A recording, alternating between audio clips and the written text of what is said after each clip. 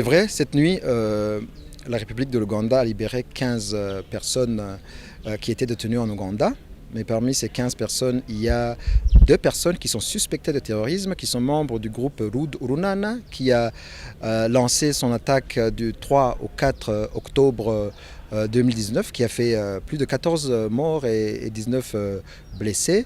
Ça faisait partie des engagements de l'Ouganda lors de la dernière réunion de la commission ad hoc qui s'est tenue à Kigali le 14 février.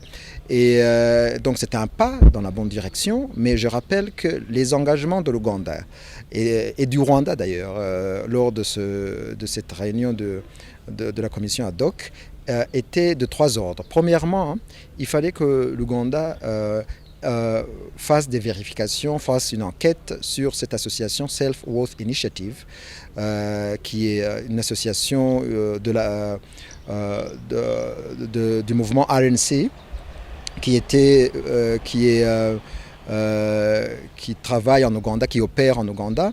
Et deuxièmement, l'arrestation et la déportation de ces personnes, de ces terroristes de RNC. Ils en ont libéré deux, mais il y en a un qui reste, qui s'appelle Captain Chimier, alias Gavana, qui a organisé, c'est le chef des opérations spéciales qui a organisé cette attaque, qui est toujours en liberté. Et troisièmement, il y a le passeport ougandais de Charlotte Mukango aussi, qui est commissaire en charge de la diplomatie du mouvement terroriste RNC. Donc l'Ouganda avait jusqu'à demain, et on a encore le temps, donc ils ont jusqu'à demain pour remplir ses obligations. Et puis après, on avait recommandé au chef d'État que si l'Ouganda remplissait ses obligations, que je viens de mentionner, là on pourrait envisager une normalisation de nos relations, y compris la mobilité de personnes, la libre circulation des personnes entre les deux pays. Mais de notre côté, on est prêt à mettre en œuvre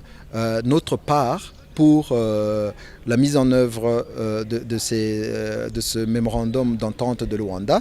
Je voudrais vous signaler qu'on a déjà libéré 17 Ougandais qui étaient en prison au Rwanda, et puis trois autres Ougandais qui avaient terminé leur peine et qui ont été déportés en Ouganda. Donc on est prêt à mettre en œuvre nos engagements et nous demandons bien sûr à la République de l'Ouganda de faire de même pour qu'on arrive à normaliser nos relations, qui est libre circulation des personnes, des biens et des services. Y a-t-il une relation entre le sommet d'Ogatuna et la réouverture de la frontière?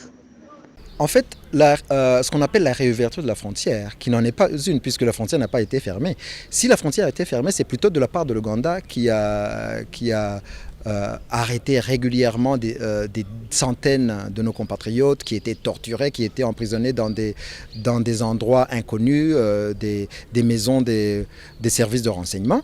Mais ce processus-là de libre circulation de personnes et de marchandises est l'aboutissement du processus. Le sommet de Gatuna va en premier lieu vérifier si les causes de cette crise ont été résolues, c'est-à-dire le soutien de l'Ouganda à des groupes terroristes, on en a parlé, RNC, Rudurunana et autres, mais aussi la libération de tous les Rwandais qui sont illégalement détenus en Ouganda. Donc les chefs d'État vont vérifier si tout cela a été fait et puis envisager la suite. Si dans leur sagesse, les chefs d'État sont convaincus qu'il y a un progrès suffisant pour la normalisation de nos relations, bien sûr ils vont prendre des décisions. Mais pour l'instant, au jour où nous parlons, le 19 février, il y a beaucoup qui reste à faire de la part de l'Ouganda, spécialement les engagements de l'Ouganda lors de la réunion de la commission ad hoc à Kigali le 14 février. Est-ce que vous pouvez nous brosser l'état d'avancement des préparatifs du sommet? Le sommet va avoir lieu et il y a des équipes des deux côtés qui sont en train de travailler sur la logistique, sur l'endroit et tout autre équipement nécessaire pour faire de ce sommet un succès. Et nous espérons que le sommet va aboutir à quelque chose de concret, de positif pour les peuples des deux pays. Est-ce que vous le préparez conjointement avec le voisin? Oui, oui, bien sûr. Il y a eu plusieurs réunions qui ont eu lieu à Gatuna même. De notre côté, la réunion était, la délégation était dirigée par le ministre de l'Infrastructure et de leur côté, c'était le ministre des Travaux publics. Et donc les réunions se sont bien passées. Même hier, il y a eu une autre réunion à Gatuna entre les deux délégations.